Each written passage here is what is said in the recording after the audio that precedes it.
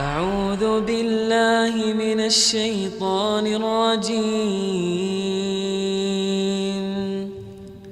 بسم الله الرحمن الرحيم.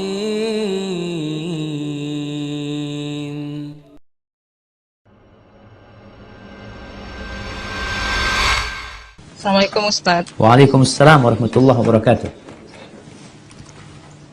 Ahlan wa sahlan. Nah, tafadhal. Bagaimana dengan kematian di masa-masa sekarang Ustaz?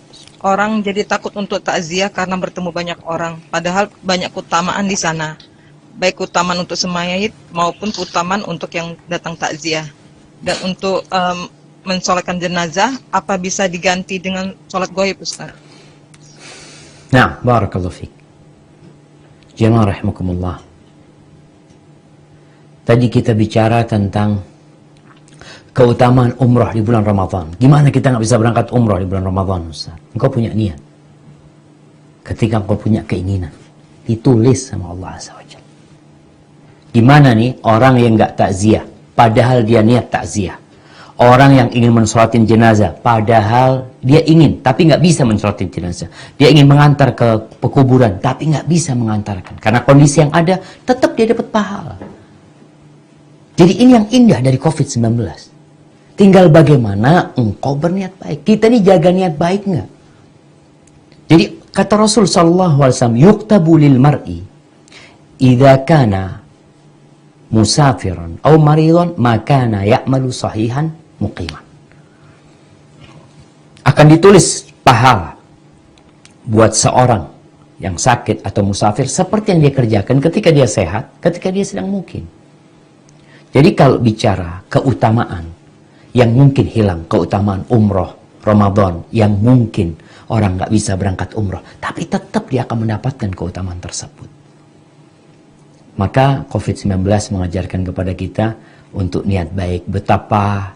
Betapa besarnya pahala orang-orang yang selama ini dia sholat di masjid. Yang selama ini dia selalu mengikuti mengantarkan jenazah. Yang selama ini selalu membesuk orang sakit. Ketika terjadi COVID-19, semua kegiatan itu mungkin dia tinggalkan. Tapi dia tetap akan mendapatkan pahala tersebut.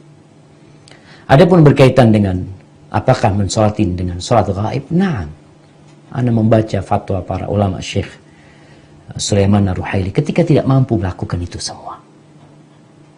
Maka sholatlah secara gaib untuk orang yang meninggal dunia. Tapi yang jelas keutamaan-keutamaan itu tidak hilang. Ketika kita punya niat baik dan innamal a'malu bin niyat. Barakallahu fikum. Nah, Titipan pertanyaan ya Ustaz. Bagaimana menghadapi suasana sekarang, ada wabah, kita di rumah aja, alhamdulillah alhamdulillah. Bagi yang uangnya pas-pasan atau yang biasa dapat harian bingung buat makan, tabungan nggak punya.